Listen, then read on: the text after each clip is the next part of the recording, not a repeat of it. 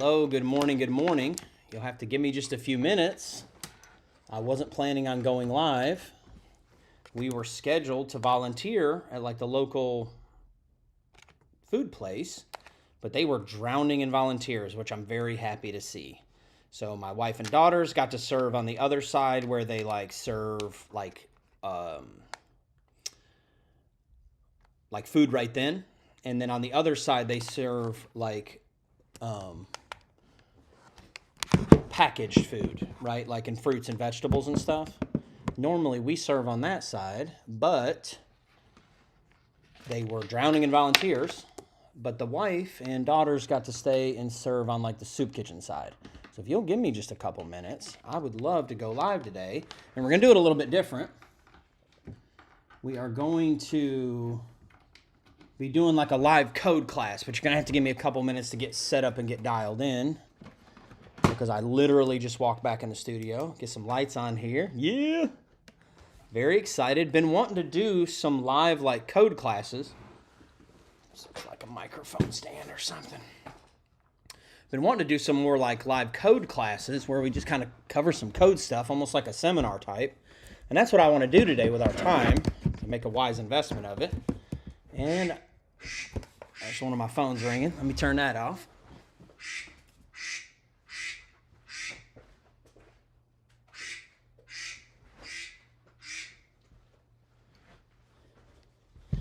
All right, almost set up here.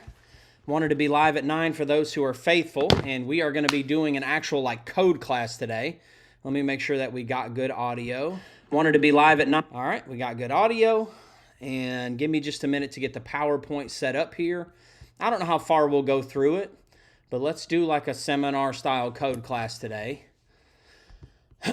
And you can text if you want to. I'll leave my thing right up on the screen there. You can text.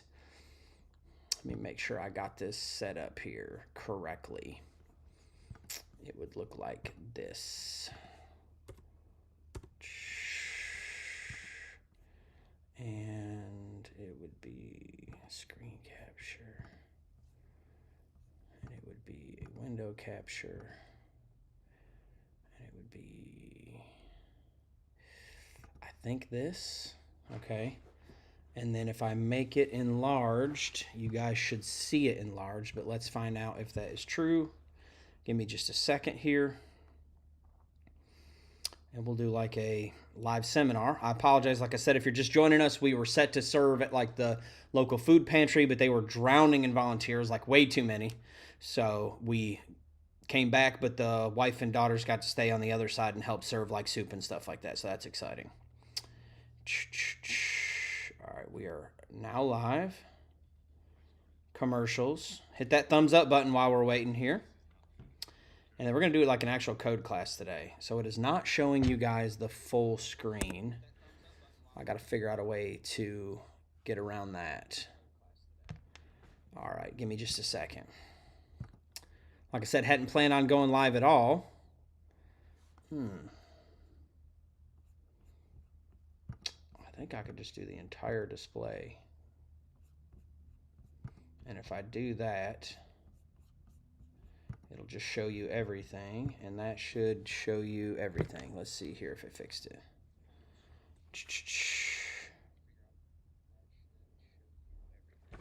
All right, it will work here in just a second. I've just got to fit it to screen.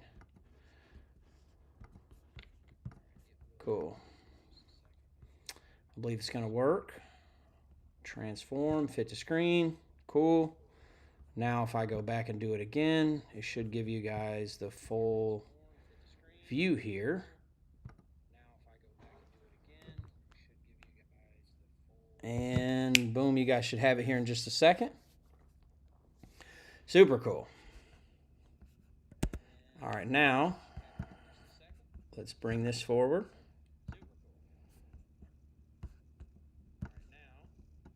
There we go. That way I can see you guys. We got everything set up. All right, cool. We're ready to go. All right, let's dial this critter in.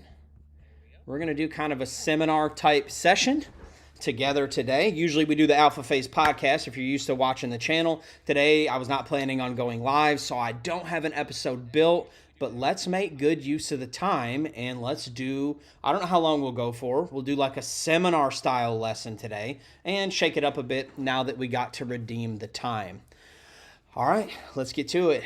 Hey everyone, welcome back. I am the Electrical Code Coach, and my bargain is that these little videos will add value to you, and then you will in turn go out and add value to other people. Today we're going to be covering the NEC 1 and 2 family dwelling unit requirements. This is part 1. I am doing a live webinar with an organization on December something. I can maybe share that link if you guys want to sign up for it. That class does cost, but if you wait till afterward, but that class does offer CEUs, meaning that if you take that class, you get continuing education credits that you can have emailed to you when you're done. But if you'll wait for a couple weeks after that, you'll get to see me do part 2 live here on YouTube or in some fashion on YouTube. And the big change in the 2020... Oh, let's go ahead and delete that. There we go. Should not have any... Clear all timings. Shouldn't have any timings on anything. All right, just by way of introduction, my name is Perry Hyder. I am the Electrical Code Coach. I'm the Director of Education and Workforce Development at a company called Electrical Education International. I am the Education Chair for the IAEI Florida chapter. It just means I help orchestrate the education for any IAEI, or for a lot of the IAEI events in the state of Florida. I'm an electrician by trade, started out as a helper, worked my way up to foreman, worked my way up to owner, electrical contractor. I've owned my own business for greater than a decade, and I'm an electrician through and through. I'm an inspector at heart. It was very obvious early on that I leaned towards inspections and the code and all of that stuff. So I really enjoyed my time as an inspector, and I got to see the other side of the coin and kind of see what they go through on a day-to-day. And hug your inspector today. Love on them today. They don't want bad for you. They want to get through the day. They've got way too many inspections. They're overworked. And just be kind to them today. And I'm an instructor by desire. This is what I love to do. I love to connect with you and help you become everything you can be in life and in the electrical industry. I hold 19 licenses and certifications, electrical contractor, licensed electrician in multiple states, building, mechanical, plumbing, ICC certifications. I have my Florida Electrical Plans Examiner, electrical inspector, which are kind of hard licenses to get. Also have my building and working on my building plans for the state of Florida, plus a bunch of other licenses and certifications. I sit on 7 electrical boards across various colleges, actually 8, I believe it is now, electrical boards across colleges and cities all across the country. I'm a published technical author. I recently got to be a co-author of the last cycle of the ICC electrical commentary, also a published songwriter. I'm the former president of the Tennessee Electrical Contractors Association, and while all of those things are good and great to establish credibility, the only thing that you need to know about me is that I care. I care about you. I care about your career, where you're going, what you're doing, whether that's in business, it's personally, any way that I can help you leverage or level up, I will do it. I do want to give a shout out to the sponsor of today's podcast. It's Racketeers Tools. If you've never seen Racketeers Tools, they have the coolest, wackiest electrical tools on the face of the planet. If you go in the link in the description below, you can use the coupon code COACH10 to save 10% site-wide. It's a pretty big deal. I do have the right to an opinion. That does not make it the right opinion. I am the IEI, part of the IEI Florida chapter, but this video nor anything that I say today expresses the opinion of any of the boards or organizations that I'm a part of. This is an independent video separate from all of those. Today we're going to do it a little bit different. I know all of us are getting tired of seeing the same old slides over and over and over, hearing the same seminars. Although they're exciting with the, sometimes the best teachers, they can get monotonous, and thankfully the teachers make it exciting. We have some of the best teachers in the IAEI. If you're not a part of it, highly recommend it. I also have a coupon code in the bottom of this description to save 10% on a membership. Just throwing that out there. I'm not affiliated with that. It's like I don't get any money back. That's just something I do to help you get plugged in to level up in your career. With that being said, today we're going to look at codes in view of the rough-in. Now, this is not an all-inclusive list, but this will give you a good place to start and a mindset for dealing with the code from an inspector standpoint as well as from an installer standpoint. And hopefully you learn a few tips and tricks along the way today. First, the question always is, where do I start, right? It's like eating an elephant. How do you do it? You do it one bite at a time. And that's how I start my inspections. I start them, and what I encourage you is whatever you decide to do, however you decide to look at this house, I want you to do it consistently. I think you should do the same thing with wiring as well. If you wire it one way, always wire it the same way. That way you end up with very consistent results. I like to start at the front door. I don't care where it's at, what side of the house. I like to start at the front door and start my rough-in there. When I first get to an area, I want you to get in the practice of looking up. Look up first and make sure that you have your proper lighting outlets and your cables are protected and everything else. First, we're going to start with outdoor lighting outlets. When we head over to 210.70, we're going to get our lighting requirements in the NEC. In Part A, we specifically get our dwelling unit lighting requirements. Now, this includes single, two-family, and the individual units of your multifamily dwelling units. And it affects some of the part of the commons as well, technically, when you look at Part A here. In our paraphrase code language here, this is out of the 2020. Be sure to consult your year. Not much has changed, and we'll talk about a little bit of the changes. For dwelling units as well as attached and detached garages that have electric power, at least one lighting outlet must be installed on the exterior side of each door entrance or exit that has grade level access. This outlet must be controlled by a listed wall-mounted control device. The change here in the 23 and later is that they've added the word switch again. A listed wall-mounted control device could be anything. As long as it mounts to the wall and you can control the light, it doesn't have to be wired necessarily. And that's what they were trying to get in the 17 and 20 language. And the reason I'm reading from the 20 all day today is because half the country or more is on the 2020 or previous, believe it or not, and about half the country is on the 2023 and 2026 within the next 60 days. So just keep an eye on that. I'll kind of sprinkle in the 23 and 26 commentary as necessary. Most of what we're learning today are universal codes that'll still be code 5 years from now. So for dwelling units, so let's talk about the code now and where it's required. So for dwelling units as well as attached and detached garages that have electric power, at least one lighting outlet must be on the exterior side of each door entrance that has grade level access. This outlet, like I said, must be controlled by the listed wall-mounted control device, and a garage vehicle door is not considered an outdoor entrance or exit. So if you've got your home and it has a personnel door, or something that looks and smells like a personnel door, not a garage door like the traditional garage doors. But if in that garage you have a personnel door, then you're required to have an exterior light illuminating that area. You're not allowed to use indoor lights that are shining outside or anything like that. And one important distinction that I want to make here is that if you have a detached garage that does have electric power, you're required to put one on the exterior. But if you have a detached garage that does not have electric power, you do not have to meet this requirement. Looking off here into Part 2.2, or just looking at our checklist here. At each section, I'm going to kind of do a little checklist for each part of the code that we went over. Does it have a personnel door at grade? If yes, then I move on. Is the lighting outlet present? Is it there? I can't tell you how many boxes I've seen with no wire to it, or look up and something's missing.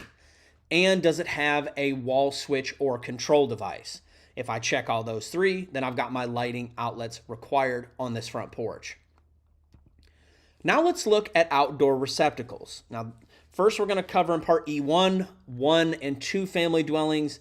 Then there's a special requirement for multifamily dwelling units. And if you're not familiar with those, a single family dwelling is just what it sounds like. It's one dwelling unit, either legally, meaning it's got the correct separation, or it's just a standalone structure. A two-family is called like a duplex, right? We call it traditionally a duplex. And then anything 3 or more is called a multifamily dwelling unit. In the NEC, if it just says dwelling units, it applies to all. If it says single family, it's single family. If it says two family, it's two family only. And if it says for multifamily only, then it only applies when you have 3 or more units.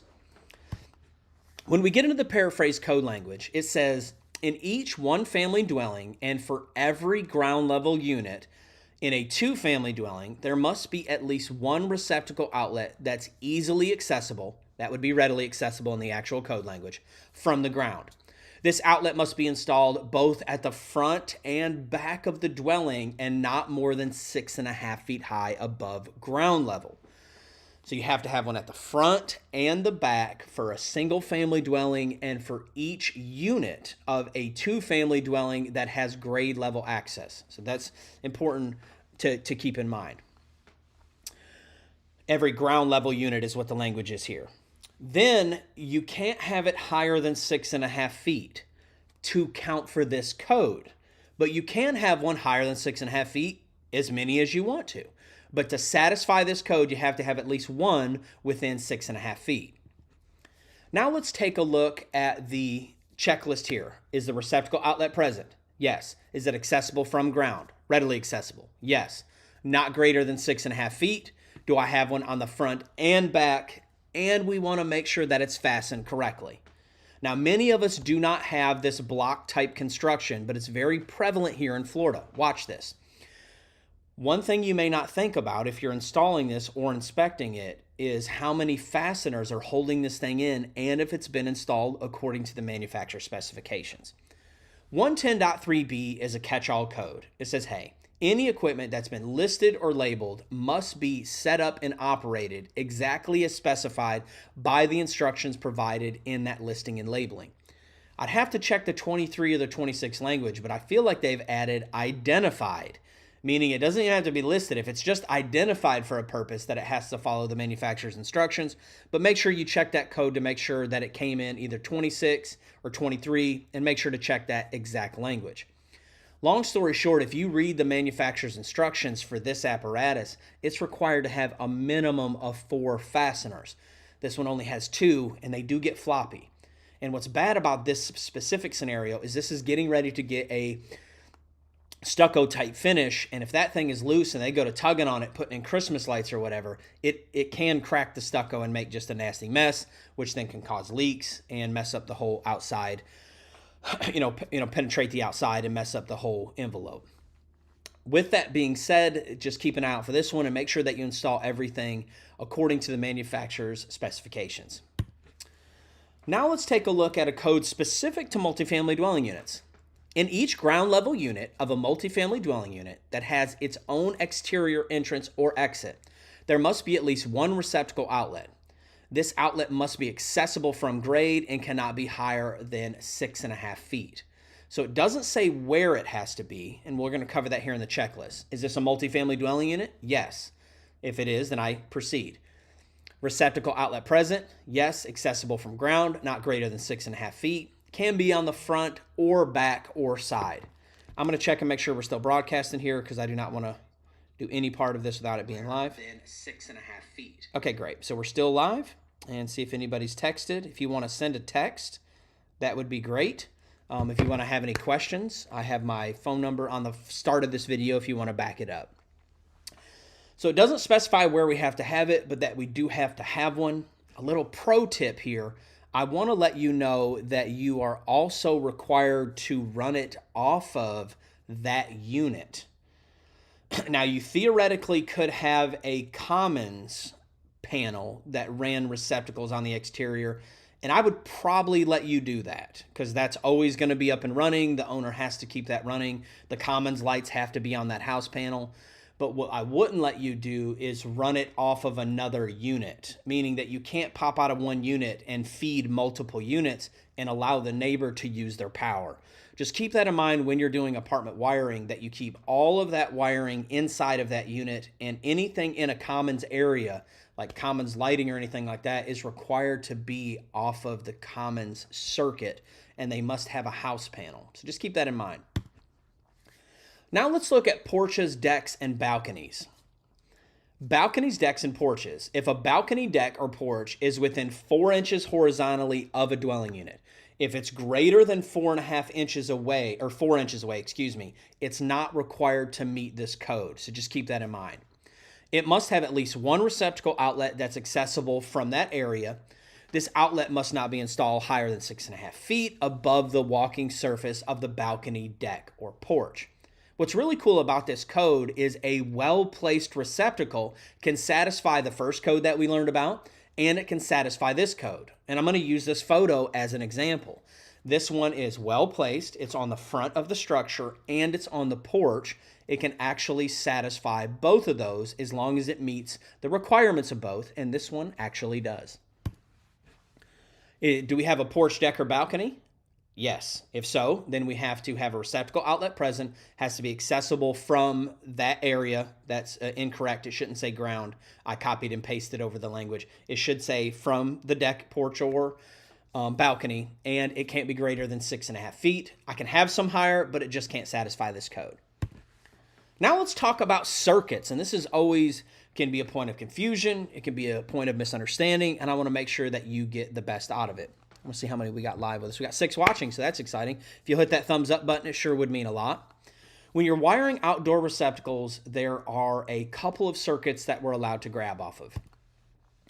And first, and sometimes it's easiest to learn what you cannot do, and that will start to flush out what you can do.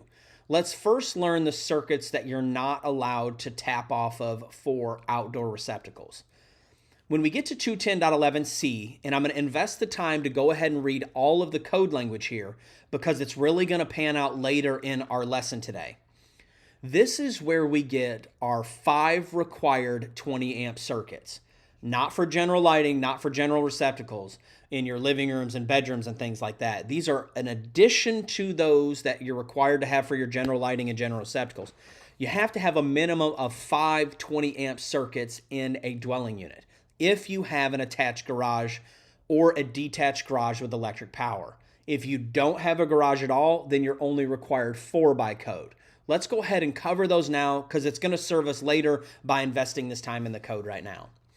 1. Small appliance branch circuit. In addition to other required circuits, at least 2 20 amp small appliance branch circuits must be installed to supply the receptacle outlets as described in 210.52b, which is where we get our spacing for our 2-foot, 4-foot rule and for our dining rooms and other locations. So this is where we get the actual code requirement for our 2 small appliance kitchen circuits. Now let's talk about the laundry circuit. Along with other circuits, at least 1 dedicated 20 amp branch circuit is required to supply the laundry area receptacles, and no other outlets are allowed on this circuit.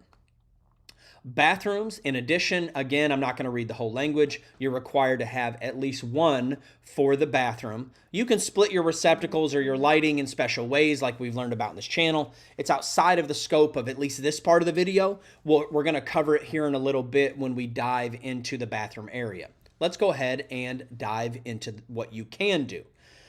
When we get to part 4 here of this same code that we were just reading is where we get our requirement for our garage circuit. In addition to other required circuits, a minimum of 1 120 volt circuit must be provided to serve receptacle outlets as required for attached garages and detached garages that have power as laid out in 210.52g1. This branch circuit may not supply other outlets, so you have to have a dedicated garage circuit if you have one. There is an exception. The circuit may also be allowed to supply readily accessible outdoor receptacle outlets. In the 2020, they removed, or the 2023, they removed it needing to be readily accessible. So if you're on the 2020 and previous, you got to have that garage circuit and you're allowed to run your normal outdoor lower receptacles off of this garage circuit. Also, 2023 and later, you can run any outdoor receptacle as long as they're not serving like a specific piece of equipment that has, very large amperage requirements or something like that. But for your general outdoor receptacles, you're allowed to tap them off of the garage circuit. Just follow your code as far as placement. With that being said, now let's talk about the other place that you are allowed to and check out our checklist. First, we got our circuits. We want to make sure that it's not wired from a kitchen, bath, or laundry, and that it's wired from the garage or from any general circuit. Now, the code doesn't explicitly say that you can wire it from a general circuit, but it also doesn't say that you can't. And a lot of the code is permissive, meaning if it doesn't say you can't, that means you can't. So you actually can wire all of your outdoor general receptacles off of a living room circuit, off of a bedroom circuit, or off of just a general lighting circuit that you've got in the house. And that's perfectly okay too. So in our checklist, we're going to make sure that it's not wired from the kitchen, bath, or laundry, and that it is wired from the garage circuit or any other general circuit inside the house. Now let's head inside the structure and let's talk about indoor lighting in 210.70. Each habitable room, kitchen, and bathroom in a dwelling unit must have at least one lighting outlet that's controlled by a listed wall-mounted control device. I'll go ahead and insert the 23 and later language. In this list of mandatory rooms, they add in laundry area. So it reads habitable rooms, kitchens, bathrooms, and laundry areas. So just keep that in mind. It says it exactly, not exactly like that, but it requires it explicitly for laundry rooms 2023 and later. And it says that each one must have at least one controlled by a listed wall-mounted control device. Exception number 1. In rooms other than kitchens, bathrooms, and laundry areas 2023 and later, it's acceptable to use one or more receptacles controlled by a listed wall-mounted control device or a switch instead of a lighting outlet. What this code is saying is that in all of the rooms of the house that are habitable and kitchens, bathrooms, and laundry 2023 and later, you're required to have what we would call a traditional lighting outlet, usually on the ceiling or on the wall. But in this exception, it says, hey, if you're not in a kitchen, bathroom, or laundry area, you're actually allowed to have a switch-controlled receptacle if you don't want to have traditional lighting outlets in the ceiling or on the wall, which kind of gives you a little bit of freedom, but also can make a brand new $500,000 house not have one light in the ceiling in a living room. So just kind of an interesting code. If you're wanting to satisfy this code with a switched receptacle in that room, and what people would have to do is plug in lamps, and you're still wanting to satisfy your wall space, you would have to make it what we call a half hot, or put two receptacles side by side. So if you're still wanting to satisfy your 6-foot, 12-foot rule, which we're going to learn about here in a little bit for your receptacle spacing, and you wanted to satisfy this lighting, you could do what's called a half hot, where half of the top part is hot and half of the bottom is switched, and you would satisfy both of these codes at once. Down below, I have the paraphrase code language for what a habitable room is, so we know what rooms this actually applies to, and we don't have to guess. It's a space within a building designed for living, sleeping, eating, or cooking activities. It does not include bathrooms, toilets, closets, hallways, storage areas, utility spaces, or similar non-living spaces. But in the code that we just read, it specifically calls out bathrooms because it's not a habitable room, and it wanted to remove all doubt that the kitchen has to have lighting. And one thing that you have to watch out for in the rooms that are required to have a traditional lighting outlet, or one of these rooms that are required to have a lighting outlet at all, is 2017 or 2020 and later, they started dictating where the switch is required to be. See, in previous codes, it didn't dictate where it was required to be, unless you were on a set of stairs that had greater than six or greater risers, or greater than 6 risers. I'd have to look at the code language. Well, I believe it's the 2020 and later, now your switch has to be near an entrance to that room. Now, if you've got 5 entrances to that room, like a living room, right, coming in from multiple sides, it only has to be at one. You don't have to have a 4-way switch or a 3-way switch, although it might be practical. But now they started mandating where it's required to be. So in all of these rooms, it actually has to be near an entrance, which was an interesting shift for the NEC because it says at the beginning of the code that it's not a design manual. And you got to ask the question, if I'm telling people where to put the switch, am I leading into design manual territory? I don't know. I'll let that be for you to decide. Do I think it probably should be near an entrance instead of like in some random obscure place? It probably should, for good practicality and for safety reasons. Other locations that require lighting outlets, let's go ahead and get them out of the way. And I read this part on purpose because we're getting ready to come into a foyer or entrance, whatever you call it. And you could argue that it doesn't say that you have to have a lighting outlet there. It doesn't fall into a habitable room necessarily. And it doesn't specifically say here, entryway or foyer. I still think you should have a light, but you should work that out with your AHJ and also your customer. 210.70A21 says, additional locations that require lighting, and remember we're in dwelling units, hallways, stairways, and both attached and detached garages that have electric power must have at least one lighting outlet. This outlet must be operated by a listed wall-mounted control device. It doesn't dictate where it's required to be at. So just keep that in mind. And I still don't think it does in the 23 or 26, but I'd have to check that language. I do want to note, again, if you do have a garage that's detached with electric power, this code section's giving you a minimum of two. One on the exterior, like we learned about a moment ago, and one on the interior. So you're going to end up with at least two lights on that detached garage. But if it doesn't have electric power, then you don't have to worry about it at all. Habitable room, kitchen, bathroom, hallway, stairwell. Is there a lighting outlet present? Is there a wall switch control device? And in certain rooms, is it located near an entrance and on the wall? Now, I like to inspect, and part of this lesson day, I want you to have the mindset. And listen, you may be an inspector one day. You may also just want to see how inspectors think. So just hang with me. I like to do the same thing every time, especially when you're doing 20 houses in a day. You don't want to come in randomly doing all 20 houses different. You want to set yourself up a system and a process to help you be the most efficient while being the most accurate in a very quick manner. I like to work the left-hand side of the house, whatever I come to. I do skip the garage and do it last. But as I go through this room, I'll go through that room, then left-hand side all the way around the house, and I'll finish back at the front door.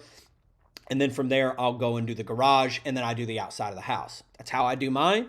You can do clockwise. You can do whatever you feel comfortable. But I highly recommend setting yourself up with a system and a process that is consistent and that you do, consistently one after another as you're doing your repetitive job. Also, wiring. Wire it the same way. Do you run your home runs first? Do you wire it first? Do you do your boxes first? Set yourself up and you'll make Henry Ford proud, and you'll start to set up that assembly line installation, which causes you to be more efficient and potentially make more money. Let's talk about foyer receptacles. Foyers that are separate from hallways, as described in this area here, and have an area that is 60 square feet, that is larger. You have to watch your code language carefully. In this case, if it's larger than 60 square feet, must have receptacle outlets placed in each wall that is at least 3 feet wide. Wall space does not include doorways, floor length windows, or similar openings. So just keep an eye on that. I've got us broke down the math both ways. Let's imagine for a moment that this is a 8x7 entryway. Well, it has to be at least greater than 60 square feet. So let's do our math. We take and bear that math out. It's 8 multiplied by 7 equals 56. So technically you would not be required to have 0 receptacle outlets in this area. Now you could have them, but you're not required to by code. Now let's use our imagination for a moment and say that this is an 8x8 area. We do that math, it equals 64. Once we get above 60, we know we're going to kick in at least potentially one if we have. This is really a two-part code. Just because you're over 60 square feet doesn't mean you have any walls greater than 3 feet. It could be a bunch of odd-shaped areas. I've got no idea. But let's go ahead and dial that in. Or just have walls that are really far away that wouldn't technically fall in the zone that the plans say is the entryway. But let's take a look at it. Let's take our actual real-world scenario. So let's start on this left-hand wall here. We know that it's 3 feet or greater because technically it's 8 feet out. We know by some simple reasoning that that wall's at least 3 feet without even pulling a tape on it because our door is, 36 inches approximately? So we know that we have about 5 foot left over to meet that 8-foot square.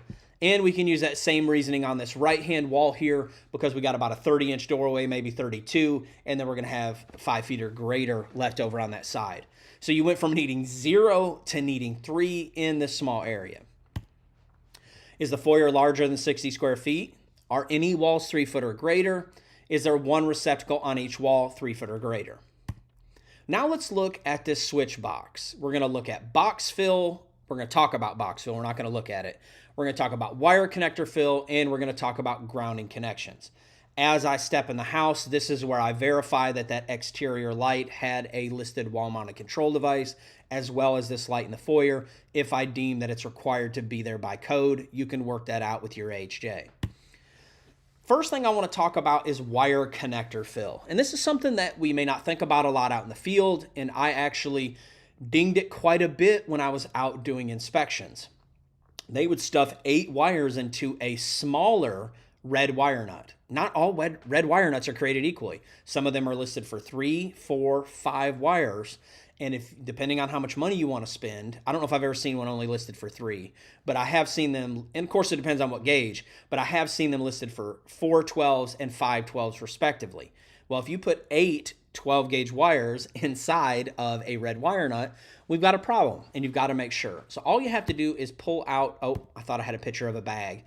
If you'll pull, I should have, I do. Okay, cool. All right. With that being said, let's go ahead and jump to this slide, then we'll jump back. That'll be fine. So I moved the slides around. I took these videos and recorded them into small videos like you've been noticing on my channel. So I had some extra slides in here that we'll have to skip over today. If you look on your bag, it tells you how many wires you can fit in it. If you look on the side of this Nimbus or Polaris lug, whatever brand you use, it'll tell you the gauge of wire. It can't be smaller than 4 AWG, and it can't be greater than 250. Everything has a spec on it. Just follow the code. When it comes to box fill, I'm going to refer you to my box fill masterclass. I just dropped a video yesterday or the day before. It's outside of the scope of this, but if you'll take your time and watch that video in 24 minutes or whatever it is, you will be an absolute beast at box fill. So I'm not going to cover it here because it would take up too much time in this little seminar, but I do want you to go ahead and check it out. Now let's look at our checklist. Wire connectors. Are there wire connectors in the box? Do I know this connector's capacity? And is there the correct amount? So those are the questions that I'm going to be asking myself in this setup. And, oh, here it is. I did have the QR code. When it comes to box fill, I want you to scan this QR code. If you're watching it on your phone, I apologize. That'll take you straight to the video. You don't have to, but you can go check that out. It'll take you straight to the video. And while you guys are scanning that QR code or grabbing another phone to do it, I'm just going to make sure that we are live still. We are. You can go check that out. It'll take. All right, cool. So we're still live. We got 3 watching, so we'll carry on. And hopefully we'll chop this up and make some shorter videos and some shorts and things like that. All right, let's move on. Now that we've got that done, let's talk about one of the most important things that you're going to be wanting to watch for inside of switch boxes. I've sprinkled in little codes that apply to the whole house throughout the program. That way you can see different ways of looking at things and not dump them all in one room. In 250.148 is where it talks about continuity of equipment grounding conductors. And this is one that I popped all the time because not a lot of people know it.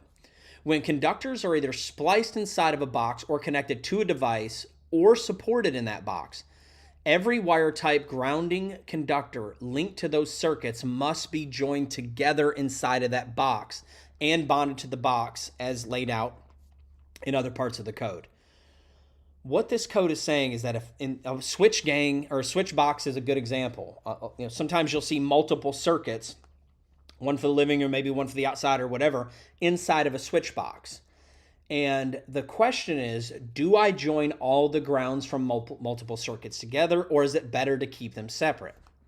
Well, the code actually requires you to join them all together. And you might ask, hey, is this going to trip arc fault or ground fault circuits? And the answer is absolutely not. But it definitely could keep someone from being shocked or electrocuted or just a wonky scenario happening later in the future.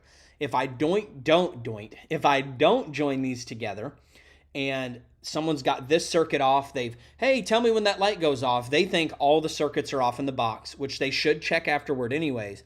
And I've maybe got a fault on this side and don't know it. And maybe equipment grounding conductor has been compromised, or I've just got, a situation inside that box. Somebody could get shocked or electrocuted inside. And in the event of a fault being on the first circuit, it may not clear but be a standing fault inside of that box that has another path to the source via the equipment grounding conductors. But if I join them all together, if either one of these circuits fault, it's going to quickly raise the current to trip the overcurrent device and create that super low impedance, robust path from the source or from the fault all the way back to source to quickly trip the breaker like we're trying to do in 250.4 and with all of our grounding and bonding. So keep that in mind. Where you really want to watch for this is where you see islands, and we're going to cover islands here in a little bit. I always want to find that island junction box. It also often has two circuits, and a lot of times they're not joined together. And I'm checking for this in switch boxes or boxes that share like the dishwasher disposal junction. A lot of time those will be separate. I want to make sure that all of those grounds are bonded together.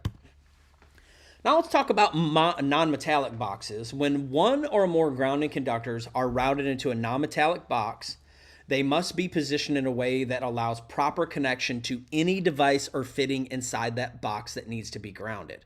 I popped this one all the time. What this is saying in short language is for each gang or device inside that box that requires a ground, you have to have a ground pigtail essentially, right? And this box shows it perfectly. Each one of them has got their own independent ground. Where I saw people not doing this is they're using some of these newer switches that don't require a ground at all. It's a completely plastic assembly. So they're never actually hooking up a ground, and that's fine. But from an inspection standpoint, on the rough-in, I don't know that you're going to use those switches. I don't know if you're going to change your mind. And if a homeowner ever goes to replace the switch or another electrician, if that ground wire is not present at that gang, they're not going to go digging in a box and make a bunch of ground connections. Forget all that. On the rough-in inspection, I want to see that ground wire at each gang because it's code required. And at the same time, looking at it from a practical standpoint, you don't want your inspector, and I'm not going to do it as an inspector, I'm not pulling apart all the switches to make sure you didn't need a ground on the final. When I come through on a final, you just want me flicking the light on and off to make sure that it works. You don't want me digging in your boxes, getting fingerprints all over the wall, messing up your faceplate screws. You just want me flicking a switch and moving on. So from a rough-in standpoint, you got to have a ground at each one of those gangs. And in my opinion, whether it requires it or later or not, for the simple fact that I don't know that you're going to install that later. People change their mind. Houses get foreclosed on. COVID happens. We don't know what's going to happen. I'm doing a snapshot inspection, and I want to make your final as easy as possible. Couple things to look for this code. Is this not an isolated circuit? If it is, you need to follow the isolated grounding codes because there's some exceptions there. Are all equipment grounds, are they connected together? And is there a ground at each gang? So if it's a 2-gang box, I want to make sure that I end up with at least 2 grounds. Now let's head over to the laundry room. We're going to talk about 120 volt circuits first, and then we're going to talk about 240 volt circuits. Let's talk about lighting outlets. We learned about that here in 210.70, so we don't have to go back over it again. But what you find missing from here is the word laundry area or laundry room until you get to the 2023 language. Kind of a big gap in the code. We all believe that there should be one in the laundry room or laundry area. And we got a definition in the 2020 of laundry area, which was very helpful. One thing that they added in the 23 and the 26 is that language of it being required, and it can't be controlled by a switch control receptacle in the 2023 and later. But one thing that they fixed in the 2026, if you want to go look at the language, is in the 2023, they just said you have to have a lighting outlet in a laundry area. That sounds good, and I think we need it, but some laundry areas are a closet that is completely boxed in with no headroom at all, right? It's just a stackable, no headroom, like the header's right at the top of that dryer, just big enough to squeeze that thing in there. Well, can I put a lighting outlet in there? No, and I probably can't meet other things, and I may not even be able to physically get it in there. Or it be useful, right? Even if I could fit one of the thin wafer lights, would it be useful if it's completely blocked by the dryer? So what the code recognizes, hey, we still want the light, but in the 2026, you're allowed to have the light be outside of the laundry closet if there's no room for a traditional lighting outlet. So in this room, in my opinion, I think you should put a lighting outlet regardless if the code says it exactly or not. Not going to be controlled by a switch control receptacle, but you can work that out with your AHJ. And in the 2023 and later, it has to be nearest the entrance to a room on the wall. So it falls into that category of controlling where the switch is. It doesn't say exactly where, but it says it needs to be near an entrance, whatever that means. Now let's talk about branch circuits and circuitry. We learned about it before. I'm not going to repeat it. We have to have at least 120 amp circuit inside of this laundry room. And let's back up and talk about the lighting outlets here in the laundry room. They can be run off of any general circuit. You can tie them right in, no problem. So like your living room general lighting receptacles or your bedroom general lighting receptacles, you can grab the lights in the laundry room off of that, no problem. Here is where we got our requirement for a 20 amp circuit, and it's required to serve the receptacle outlets. When we get to receptacle outlets, we get to 210.52F. Every dwelling unit must have at least one receptacle outlet in the area that is set aside for laundry equipment. Exception 1. If the dwelling unit is a multifamily dwelling unit that provides shared laundry facilities on site for all residents, a dedicated receptacle is not required in the unit. So there is an exception to this rule if you fall into that piece. Excuse me. So recapping on the laundry circuit, receptacle outlets present. Is it on the 20 amp circuit? It does not leave the laundry room, and it's in the area designated for the washing machine. I'm allowed to run other receptacles inside of that laundry room off of that circuit, not a problem, but I can't run that circuit and run it somewhere else inside the house. Let's talk about securing and supporting while we're here. This is a code that you can carry throughout your entire house. When we get to 334.30, if we're using NM cable, we find that non-metallic sheet cable must be held in place using staples, listed cable ties, or other fittings like straps or hangers that are made to secure without damaging the cable. These supports must be spaced no more than 4.5 feet apart and must also be placed within 12 inches of the box. So I'm stapling every 4.5 feet and within 12 inches of most boxes. And we're going to talk about the time where you have to staple a little bit closer, which is 8 inches here in just a moment. The section of cable between the point of entry of the box and where the nearest support is cannot be longer than 18 inches. And let me explain, this was a change in the 2020. Some people like to leave a service loop in their wire. So if you have to work on it later, you've got wire in the wall that you can fish down to do your changing of receptacles or whatever. Not a bad idea, but excessive loops can cause problems. First off, we just got live wires in the wall curled up if you did a 2 or 3 foot loop. Also, if the drywaller comes and pushes that against the stud and potentially drills into it or just pushes into the stud, we could have big problems later. So they recognize that you can have a service loop. So what you'd do is you'd bring your wire down long, you'd put your staple within 12 inches of that box. Then you could theoretically loop up to 18 inches, then enter your box. So you're still satisfying you're within your 12 feet. You've got your 18-inch service loop and life as well. So that's how you deal with that code there. Let's talk about an exception that's over in 314.17. 314.17. And in this code, we get the requirement that the sheath has to come in the box at least 1/4 of an inch. And we get this unique scenario that I'll explain. I just want you to know it because I want you to be a beast in the code, and I don't want you to fail an inspection over it. If using non-metallic sheath cable, like Romex style wire, and the box is no bigger than these dimensions, and the cable is secured within 8 inches of the box, you're not required to have a box adapter.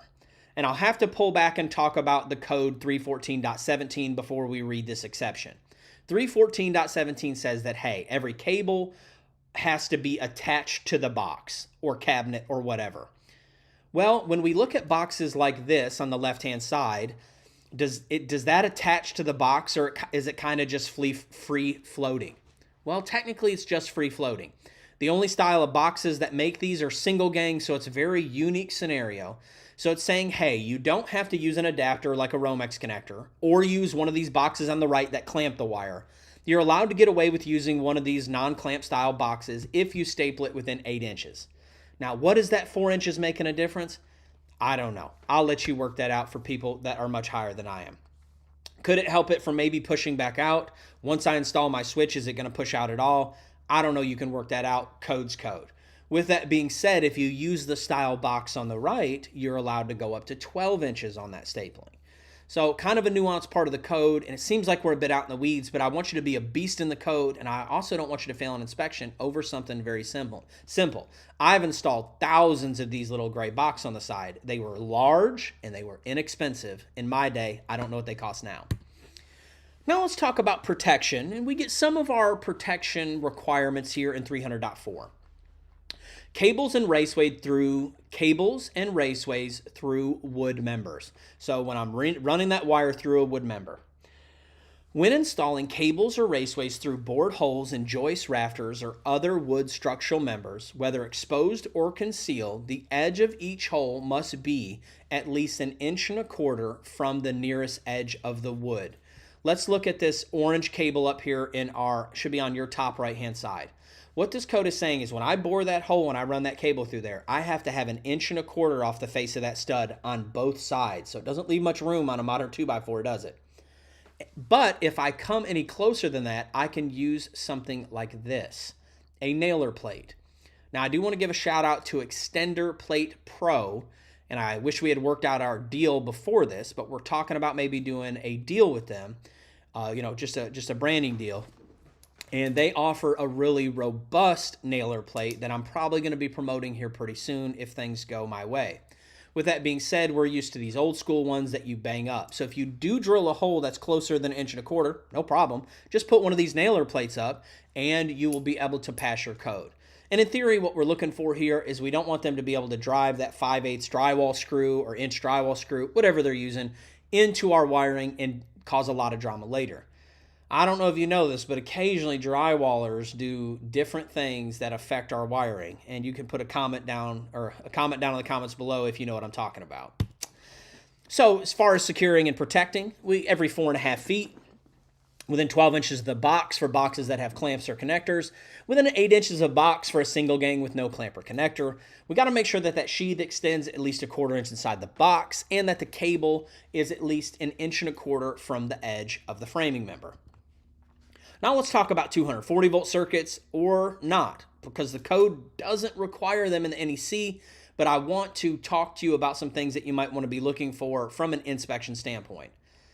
240 volt items to look for is that they're using 10 gauge copper or 8 gauge copper clad aluminum. When we head to our primary ampacity table, over here on the left hand side is going to be our copper. Let me see if I can get, it still is telling me that thing's wet and it's not. Let's do a laser pointer. Hopefully you guys can see this laser pointer. So over here we have copper and over here we have aluminum. Oh, it's not wet. I don't know if you guys can see that. It's funny. It's been telling me my USB port's wet for days. Anyways. All right. And it got rid of my laser pointer. All right. You guys have seen it. There we go. All right. Over here on this side we have copper. And on this side we have copper clad aluminum. And this is our primary ampacity table. Traditionally, we're going to be on a 30 amp overcurrent device for a dryer. Maybe not always. You might be doing a 120 volt circuit or a small amperage circuit. That's fine. But if I'm on the rough end stage, I usually don't know what piece of equipment's going there. And I want to ask them, especially if I walk into an inspection and I see a dryer box and a vent and I see no wire, I've got some questions. Or if I see yellow wire to the dryer box, I want to make sure, and I don't see a gas line, I want to make sure that it's correct. Over here on the left-hand side, I'm going to find my 60-degree C column because our NM cable is limited to it, as well as another code in 240.4D limits 10 gauge to 30 amp unless you're doing like a motor or something like that. So I come down here, I find 30 amps, which is my traditional, and I have to have 10 gauge copper. Same thing over here on this side. I come down and I find that there is no direct 30 amp wire. That's okay. That just means I have to jump to the next size, and I slide over and find that it's actually a number 8 copper clad aluminum. When I do my little check here, I wanted to show you a picture. This is actually number 8 copper clad aluminum out in the wild. So this is a photo that I took. It kind of looks weird when you first catch your eyes. Very large wire, but it allows them to be code compliant for this. Another thing I'm going to want to look for, of course, is my stapling every 4.5 feet within 12 inches of the box. I'm looking for 10 gauge copper, 8 gauge copper clad aluminum, or I've got some silly questions to ask. I find as an inspector, you can ask some silly questions, or a contractor, and you usually get some good answers. And I want to make sure that it's a 2-gang box. And this is something that you learn in box fill. And I want you to pay attention to this piece down here where my pointer is down at the bottom.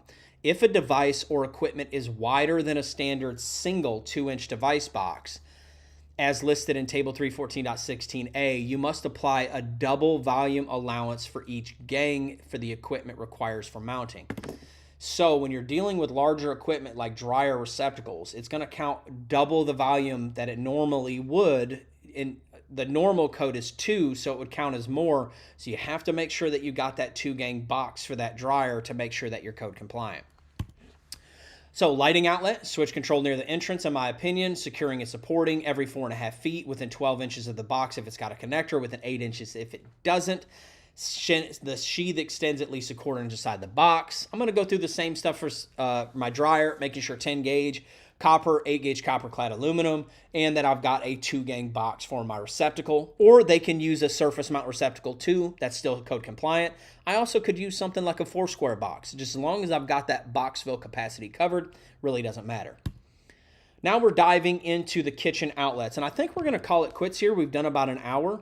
Why don't we pick up on Monday and we do the rest of this? So we're going to pick up on Monday. Let me go ahead and get back to my normal screen here. I say we pick up on Monday. I'm not going to do 2 hours on a random Wednesday.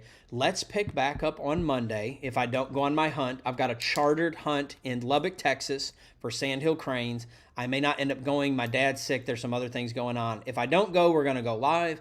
If I do go on my hunt, I won't be live, but I will make sure to let you guys know.